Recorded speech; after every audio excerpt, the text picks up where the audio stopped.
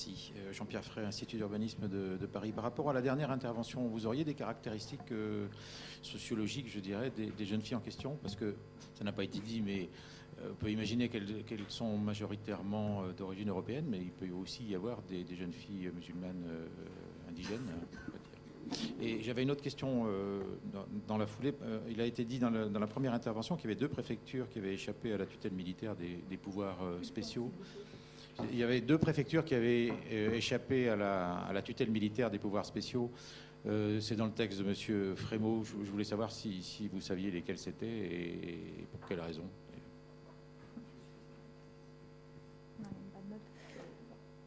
Pour la préfecture, je ne sais pas. Et pour les jeunes filles non plus. C'est-à-dire que, enfin, pour des raisons, non, mais pour des raisons de source évidentes. C'est-à-dire que travaillant sur les archives militaires, elles ne sont pas mentionnées. Et du côté civil, archives civiles, elles ne sont pas mentionnées. La lettre dont j'ai parlé, il n'y en a qu'une dans les archives, alors qu'ils en ont reçu des milliers. Donc c'est un mystère. Enfin, j'aimerais bien savoir où sont les autres, quoi. Donc peut-être on aurait des pistes. Je pense qu'il y a un terrain, enfin, il y a moyen de travailler davantage. C'est vraiment une première exploration, donc peut-être qu'on saura. Je suis désolée de ne pouvoir répondre à votre question parce que là, il n'y a pas de note concernant justement. Moi, j'avais mis un point d'interrogation par rapport à ces deux préfectures. On la demandera à Jacques Frémaux. On mettra peut-être sur le site comme réponse. Allez-y.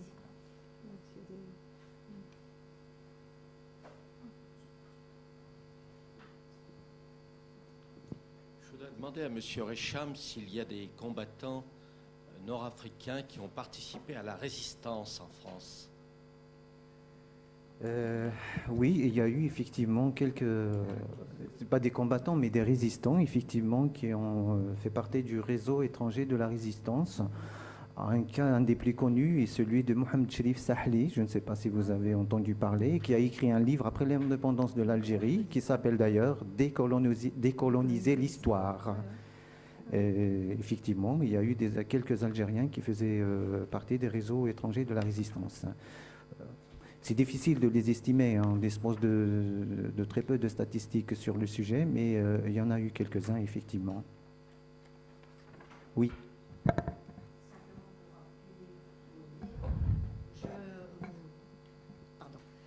Je voulais vous signaler un cas tout à fait exceptionnel. En mai 1945, on rapatrie les troupes nord-africaine et le 9 mai 1945, on débarque.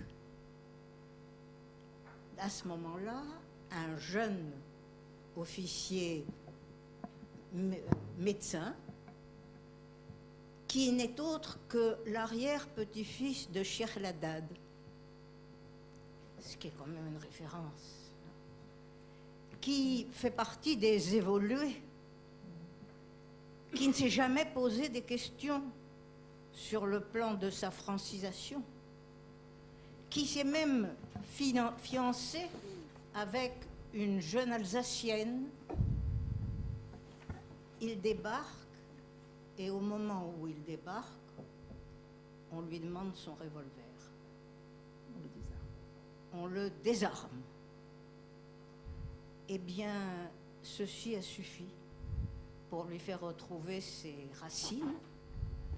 Il est devenu celui qui a créé le Croissant Rouge algérien. Il s'appelle le docteur Djabali, qui a été torturé par la suite, à mort et condamné à mort. Voilà. Merci de votre témoignage. Je pourrais peut-être ajouter quelque chose, si je puis me permettre de ma place. Une autre information qui corrobore un peu celle-là. Les officiers, sous-officiers, disons, donc indigènes d'Algérie, donc étaient pas très très nombreux, mais il y en avait tout de même quelques-uns. Et parmi ceux-là, c'est quelqu'un qui porte le nom de Cherif Mahmoud, qui sera appelé à diriger par la suite la zone 1 qui deviendra Wilaya 1 après le congrès de la Soumam en 1956 et qui justement au lendemain des événements, des manifestations donc de Sétif et de Guelma de 1945, il était dans l'armée, il participe aux différentes campagnes, etc. et il pose sa démission. Jusqu'à ce jour, je ne sais pas pourquoi est-ce qu'il a posé sa démission. Il adhère par la suite à l'UDMA, donc au parti de Farhat Abbas, mais il est possible, vu ce que vous dites là, il est possible qu'il était lui aussi désarmé à l'instar du descendant de Cheikh al-Haddad. Donc c'est une filière à examiner de près.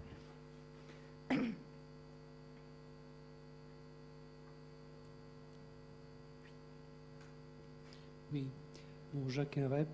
Je vais ramener simplement par rapport à ce qu'a dit Raphaël tout à l'heure, un tout petit détail, ça m'a ramené un souvenir. Hein, il n'y a pas eu que l'armée qui a essayé de recruter des appelés. J'ai été appelé du contingent en 1959, 60, 61. J'étais un appelé un peu rebelle. C'est-à-dire que j'ai fait beaucoup de prison, plusieurs mutations disciplinaires, j'ai cassé des cailloux, enfin, etc. Au bout d'un moment, bon, Raphaël connaît mon histoire, ceux qui ont vu le film aussi avoir 20 ans dans les Aurès, une partie du commando, j'ai fait partie de ce commando-là, hein, donc les Bérets Noirs, qui était composé de gens qui étaient rebelles un peu à l'armée, et puis aussi de petits malfrats. Et donc, un jour, on était pas en opération, à Batna. On était dans un restaurant avec 2 ou 3 autres copains. Et on a vu, je pense que c'est les Bérets Noirs qui a attiré l'œil de ce monsieur. Je pense qu'il devait s'intéresser aussi aux Bérets Rouges, sûrement. C'était un civil qui faisait partie du pétrole et qui est venu nous proposer de rester là-bas. Après, on n'était pas très loin de la démobilisation, ça devait être en automne ou printemps 61, c'était avant le putsch, je pense. Et il est bien sûr mal tombé sur nous, parce que, bon, nous étions, disons, un peu des gens un peu à part, un peu atypiques tout de même dans nos 29 mois d'armée. Je me souviens très bien, le salaire était très confortable, par contre. En fait, on voulait nous embaucher comme civils, on était supposé bien savoir tenir un flingue. Et ce qui était assez drôle tout de même, parce que moi, souvent, je tirais en l'air au lieu de tirer sur les félagas. Donc, je l'ai jeté un peu. En plus, il fallait signer un contrat, je crois, de 3 ans. Et il n'y avait pas possibilité de retourner entre le moment de la démobilisation et le moment où on allait être embauché au pétrole. Et j'étais depuis 18 mois, je suis rentré que 2 fois dans ma famille en 29 mois d'armée. Je les voyais se faire foutre, mes copains aussi, voilà. Donc il n'y a pas eu que l'armée. Je pense qu'effectivement, le pétrole aussi a essayé de recruter des gens. On disait, vous aurez des armes, vous pourrez monter éventuellement par la suite et tout ça. Enfin, moi, j'avais très envie de rentrer en France. Non, mais enfin, bien sûr, puisqu'en fait, l'armée, son principal travail, c'est de mettre en contact les employeurs et les futurs, enfin les employables. Donc l'armée ne... Donc, et en l'occurrence, pour le cas du pétrole, bon, il faudrait développer, mais c'est sans doute un des secteurs qui a le plus attiré, parce qu'effectivement, d'un point de vue financier, c'était sans doute le seul secteur qui était intéressant.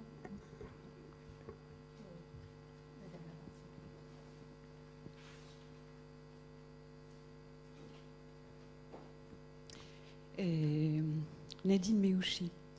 Je voudrais poser une question à M. Richam, qui est un petit peu périphérique par rapport à son exposé, mais qui entre peut-être dans ses compétences plus globales concernant les forces supplétives maghrébines dans l'armée française.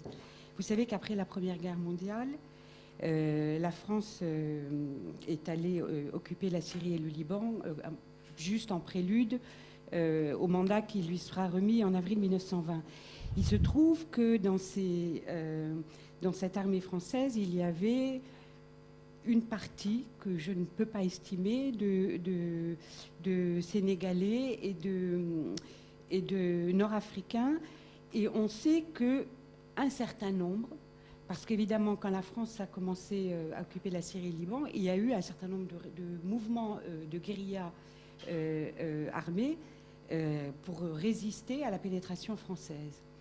Et des gens qui se nommaient les Moudjahidines, et il y avait quand même cette idée de djihad, c'est-à-dire de défense du Dar el-Islam. Et donc, un certain nombre de soldats ont déserté au nom de la foi commune et seraient passés de l'autre côté. Sauf qu'on n'en retrouve pas la trace de l'autre côté. C'est-à-dire, on sait qu'il y a eu des désertions. On ne les voit pas. On les voit pas après dans les guérillas. Bon, on a très peu d'informations puisque ce sont ce qu'on appelle aujourd'hui les subalternes, c'est-à-dire des acteurs qui, par définition, n'ont pas de nom, ne laissent pas d'archives. Enfin bref. Et ce que j'ai pu voir des archives françaises ne donne pas les... par exemple, sur les bataillons, ils ne donnent pas les compositions et les statistiques. Alors, je voulais savoir si vous auriez des informations sur cette question. Écoutez, sur cette question en particulier, je ne dispose pas d'informations particulières. Ce qui est sûr, c'est que le problème des désertions pour fraternisation avec les musulmans, c'est un problème récurrent dans l'armée française. Il s'est posé dès la Première Guerre mondiale, quand certaines troupes ont été engagées au contact avec l'armée ottomane. Et oui, donc à partir de là que le problème de désertion pour rejoindre le camp adverse s'est posé dans l'armée française. Et la désertion dont je parlais tout à l'heure, celle du lieutenant Boukabouya, s'est déroulée justement durant la Première Guerre mondiale. Et le livre qu'il a publié, L'Islam dans l'armée française, a été publié à Constantinople. Mais sur la pénétration de l'armée française au Levant en particulier, c'est vrai qu'il y a eu effectivement de nombreuses désertions, mais il est très difficile de les quantifier, tant effectivement les archives sont muettes à ce sujet. C'est le même problème pour les désertions qu'il y a eu durant la Première Guerre mondiale et même durant la Deuxième Guerre mondiale, lorsque les troupes originaires d'Afrique du Nord étaient en contact avec l'armée française sur le front du Nord-Est. C'est vrai que là aussi, la propagande allemande a joué beaucoup sur la situation des populations musulmanes au Maghreb et a joué sur le fait que ces populations étaient soumises à un régime colonial qui les réduisait, selon la propagande allemande, pratiquement en esclavage. Et les inciter effectivement à la désertion et à rejoindre les lignes ennemies. Beaucoup, effectivement, ont déserté durant cette période, dont la plus célèbre est celle du commandant, qui devint plus tard commandant de l'ALN, celle de Mohamedi Saïd. Et c'est vrai que les archives, en général, elles sont muettes à ce sujet. Hein.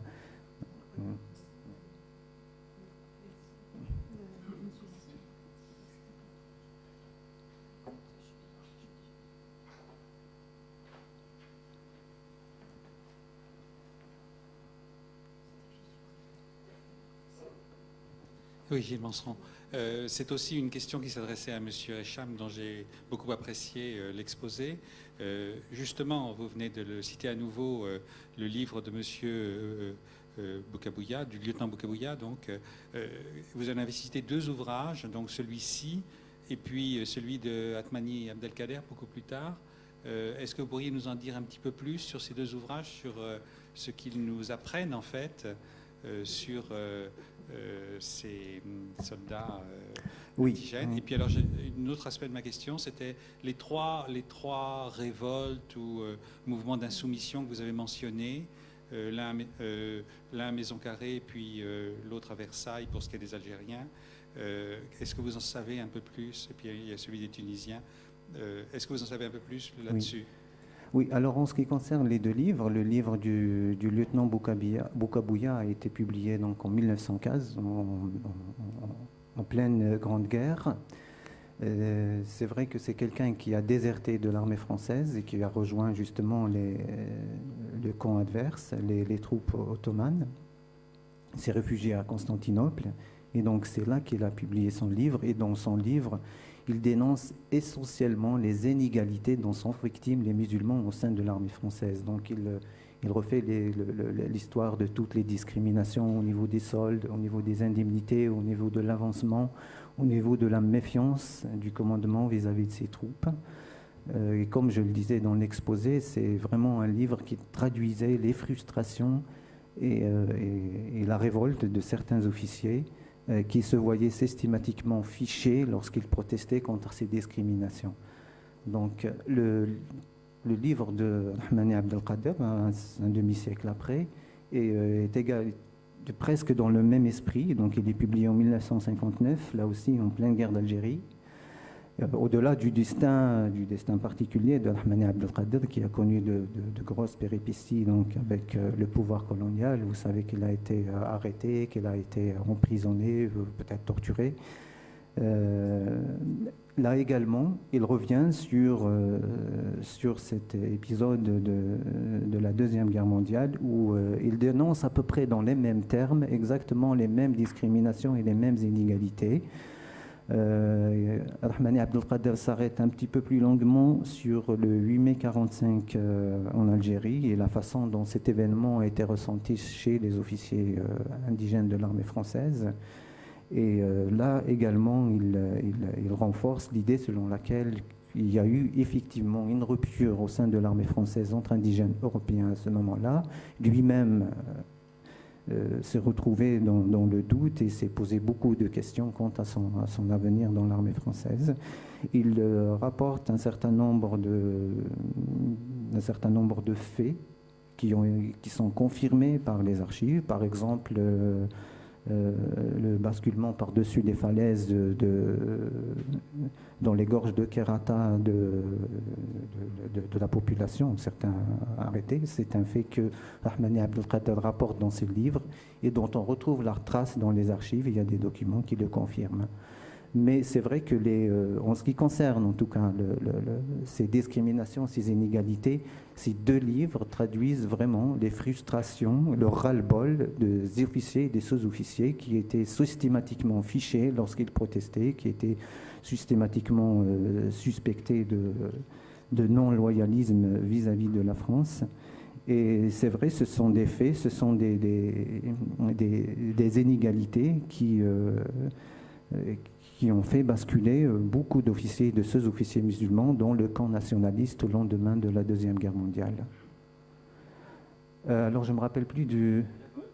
Alors, par rapport aux révoltes, il est très difficile de déterminer l'origine exacte de ces trois révoltes. La première, c'est celle du 25 janvier 1941 à Maison-Carrée, dans la banlieue d'Alger, actuellement le Harache. En janvier 1941, on était en pleine période d'armistice. Alger grouillé d'espions. Les commissions de contrôle allemandes et italiennes y sont installées. Les réseaux gaullistes et communistes sont très actifs. Salih El-Hajj était emprisonné justement dans la prison toute proche, Al-Harash, à Maison-Carrée. Il semblerait qu'il y a eu des éléments extérieurs qui ont eu des contacts avec la caserne où s'est déroulée justement cette mutinerie. En tout cas, tout ça fait que l'origine de cette mutinerie est assez incertaine. Même les historiens d'ailleurs s'y sont très peu intéressés. Je pense à cause de ce manque d'informations sur l'origine de ces événements. Ce qui est certain, c'est que dans les trois mutineries a été mis en avant, encore une fois, cet aspect, ces inégalités et ces discriminations. Dans les trois mutineries, la cause directe, la cause immédiate était les soldes ou le retard dans le paiement des soldes. Donc ça s'est vu dans la mutinerie de Maison-Carré en janvier 1941, dans celle du 15 décembre 1944 à Tiroua dans la banlieue de Dakar. Là également, la cause qui a provoqué le départ de la mutinerie, ce sont les retards de paiement de soldes. Et ça s'est vu également dans la mutinerie de Versailles en décembre 1944. À ces aspects, il faut ajouter également certaines maladresses, certaines vexations de certains officiers, notamment qui commandaient ces troupes. Et tout cela se fait sur un fond de fermentation nationaliste quand même.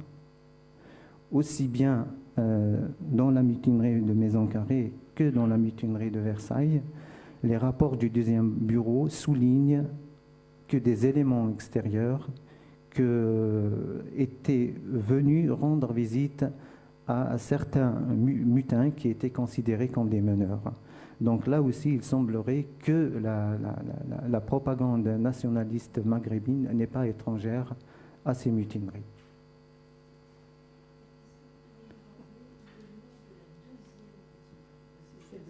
Celle à Tiroua. À Tiroua. Oui, c'est dans la banlieue de Dakar. Alors ça s'écrit T-H-I-R-O-Y-E.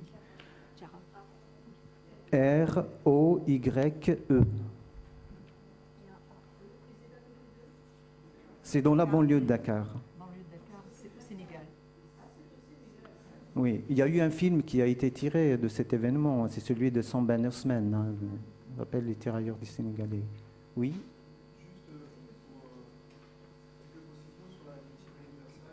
Oui.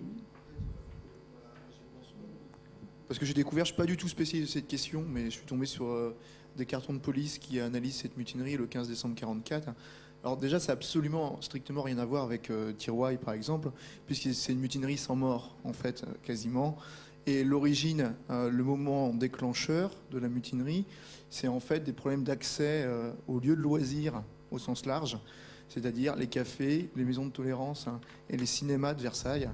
Et vu qu'il y a des arrêtés préfectoraux qui interdisent l'accès, il y a des cordons de police qui sont chargés d'interdire cet accès, il y a une rébellion d'un certain nombre de tirailleurs, alors qui sont pour la plupart pas des tirailleurs d'ailleurs, qui sont des gens qui sont prisonniers depuis 1940 et qui sont en attente de rapatriement. Et ça va se traduire par l'occupation de la ville de Versailles avec un certain nombre de... Ils prennent les armes et il y a même une batterie qui est mise en route au centre de Versailles. Et il y a la menace d'aller marcher sur la prison du Cherche-Midi à Paris où sont emprisonnées justement 2 personnes qui avaient été arrêtées à la sortie d'un cinéma la veille. Pour aller très vite. Donc c'est un événement qui est très intéressant parce que derrière l'anecdote, l'enquête pointe que c'est véritablement une lutte contre les discriminations, mais pas tant les discriminations à l'intérieur de l'armée que les discriminations vécues par la mise en contact avec la population. Après, c'est anecdotique parce que c'est quelques centaines de personnes et c'est heureusement beaucoup moins sanglant que les autres exemples de mutineries qui ont été présentés.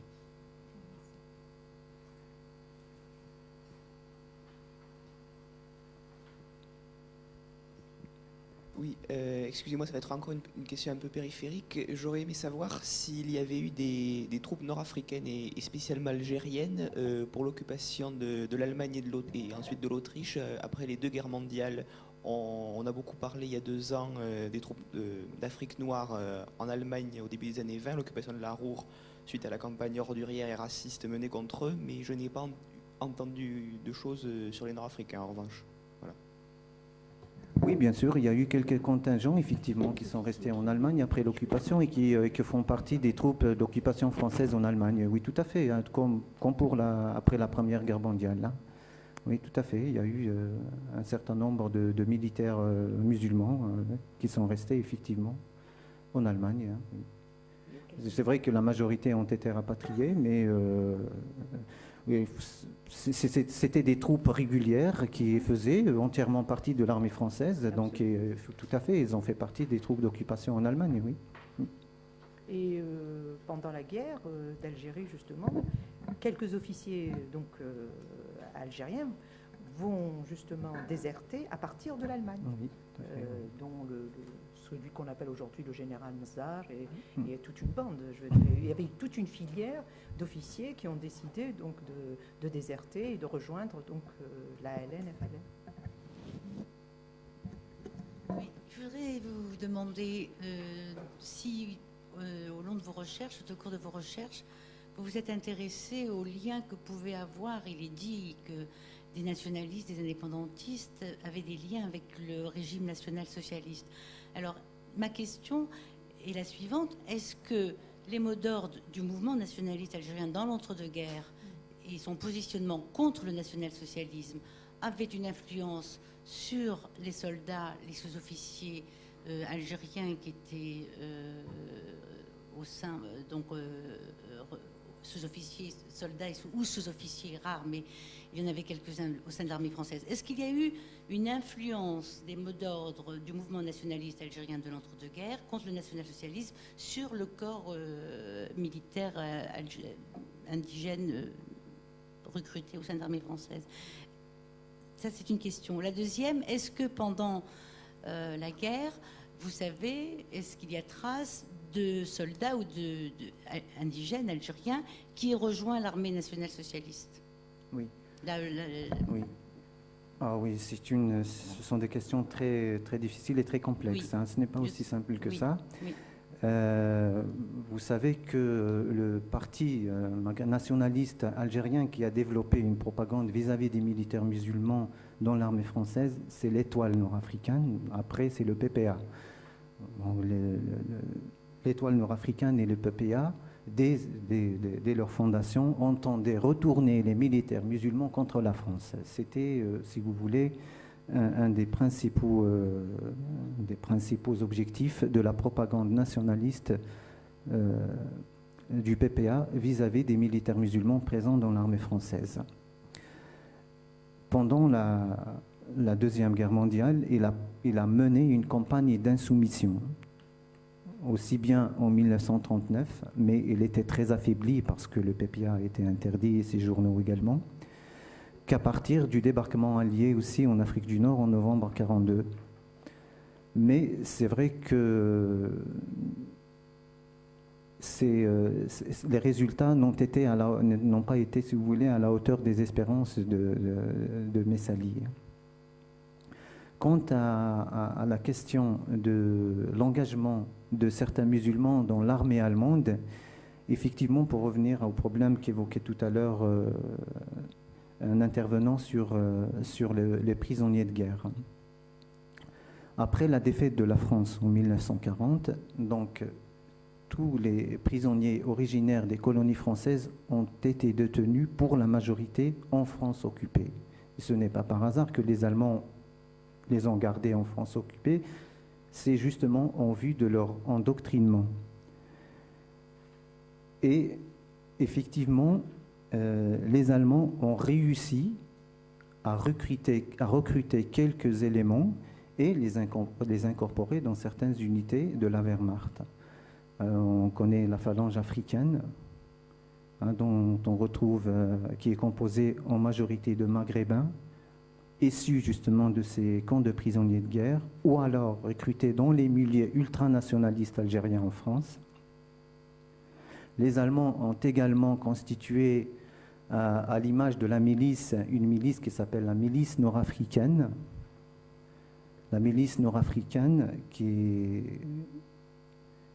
a été commandée par un certain El Mahdi, également déserteur de l'armée française en 1939.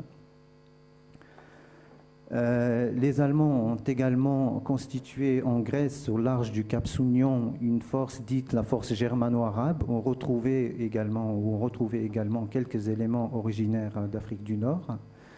Donc toutes ces unités qui ont combattu aux côtés de la Wehrmacht représentaient, selon les documents dont on dispose actuellement, grosso modo 2000 hommes.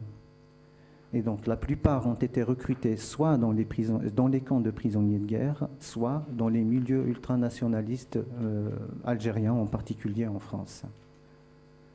Je ne sais pas si j'ai répondu à votre question. Je sais que dans l'entre-deux-guerres, il y a des textes tout de même où le mouvement indépendantiste, l'ENA, prend position contre le national-socialisme, dénonce, et bien entendu que côté français, on n'entend pas, on ignore, on méprise cette prise de position, ce signal d'alarme qui est lancé très tôt sur le danger que représente l'idéologie nationale-socialiste. Et Oui. que je sais aussi qu'il y a eu des mouvements d'opposition au national-socialisme au sein même des indigènes, des sous-officiers algériens recrutés dans l'armée française très tôt, une position très claire, politique, contre le national-socialisme. Il n'était pas question d'être l'ennemi de l'ennemi commun, justement. Voilà, alors ma question est de savoir, est-ce que, au cours de votre recherche, vous avez trace, côté français, côté archives françaises peut-être, côté algérien il est très difficile, on sait que, je ne sais même pas si cela existe, il y a des traces archivistiques, mais côté français, est-ce que vous, dans votre recherche, vous avez quelques traces? Voilà, je sais que côté allemand, il y a encore tout un travail à faire. Vous voulez dire de militaires musulmans qui se sont Qui ont opposés- pris clairement position, qui ont combattu l'idéologie nationale-socialiste très, très tôt et ont attiré l'attention sur les dangers qu'elle représentait. Déjà avant 1939 et alors après, ensuite, quand il y a eu le déclenchement de la guerre... Bah, je ne sais pas si vous voulez parler de la connivence des nationalistes algériens avec le régime nazi. Et Non. C'est le contraire. Le contraire. Il s'agit du contraire. Messali n'est pas national-socialiste. Messali Non, va bien sûr que dénoncer non, très justement. tôt le Justement, national-socialisme. oui. Sauf que au niveau du PPA et dans le parti de PPA, Messali a une position absolument claire, donc dénonçant le national-socialisme, etc. Mais dans son propre parti, il y a un groupe qui s'est déclaré pro-nazi, d'ailleurs dont Charles Robert Ageron en a rendu compte dans un texte, justement, je crois, j'oublie le titre, etc. Ceci dit, il ne me semble pas, je veux dire, a priori, donc bon, l'exemple de Chérif Sahli, donc qui s'engage dans la résistance, c'est déjà une position, donc anti, etc. Et ceux qui, justement, ceux qui étaient prisonniers également, ceux qui sont prisonniers au lendemain de la débâcle de 1940 et qui s'enfuient souvent avec l'aide des, je veux dire, des réseaux de résistance et qui rejoignent l'armée, et qui réembarquent, qui repartent en guerre. Et qui rejoignent souvent l'Algérie. Donc, de toute façon, donc ça. Mais bon, là, ma question elle est juste concrète. C'était document au point de vue document, au point de vue trace archivistique. Est-ce que c'est tout, hein, je sais pas. Est-ce que vous avez eu Non, c'est vrai que dans les archives, à part les exemples de quelques résistants qui ont écrit, comme l'exemple de Mohamed Chérif Sahli, évidemment, quant aux musulmans qui sont dans l'armée française, ils sont sous l'autorité de l'armée française, donc là, ils obéissent tout simplement aux ordres de l'armée française. Je voudrais revenir sur Messali El-Hajj. Parfois, il y a une ambiguïté qui est entretenue au sujet de Messali El-Hajj. Messali El-Hajj n'a jamais consenti à collaborer avec l'Allemagne nazie. Il a été contacté plusieurs fois par des agents par les agents allemands. Il a repoussé systématiquement les offres allemandes. Et en 1937, des éléments du PPA ont constitué un comité qui s'appelait le CARNA, le comité nord-africain, etc., le CARNA, qui ont été en Allemagne pour contacter les Allemands et obtenir des aides. Et Messali El-Hajj, lorsqu'il a appris la nouvelle, il a immédiatement réagi. Il a exclu immédiatement tous les membres du CARNA du PPA. Donc, Messali El-Hajj lui-même étant issu du milieu syndicaliste français, en général de l'extrême gauche, a été formé, si vous voulez. Son épouse également est française, issue de ce milieu-là, n'a jamais accepté de collaborer avec l'Allemagne nazie. Et parfois, il y a certains historiens qui ont, je ne sais pas si c'est volontairement ou pas, qui entretiennent une certaine ambiguïté à ce sujet, alors que Messali El-Hajj est tout à fait le contraire d'un collaborateur avec l'Allemagne nazie. Il l'a dit, il l'a répété très clairement et très fermement. Oui, peut-être on prendra une dernière question, peut-être. Concernant les discriminations, des militaires nord-africains, est-ce qu'elles se sont poursuivies après les soldes au niveau des pensions? Je pense par exemple à l'adjudant Ben Bella, qui a aujourd'hui plus de 80 ans est-ce qu'il touche normalement sa pension de gouvernement français? Oui, là vous abordez un autre problème encore très compliqué et très complexe, c'est celui de la cristallisation des pensions des anciens combattants originaires des colonies. Bien sûr qu'ils ne touchent pas la même pension que leurs camarades français, c'est évident. Vous savez que les autorités françaises, par des lois budgétaires, après l'indépendance des pays concernés, ont décidé de geler, entre guillemets, les pensions des anciens combattants, ce qui faisait qu'ils n'évoluent plus au même rythme que le coût de la vie. Et donc, les combattants, effectivement, originaires des colonies aujourd'hui, perçoivent des pensions, je ne sais pas, 5, 6 fois, parfois 10 fois inférieures à celles de leurs camarades français qui ont fait les mêmes campagnes et qui ont les mêmes services dans l'armée française. Mais ça, c'est un problème qui nous dépasse. Une question qu'il faut vous poser peut-être à M. Mekeshera.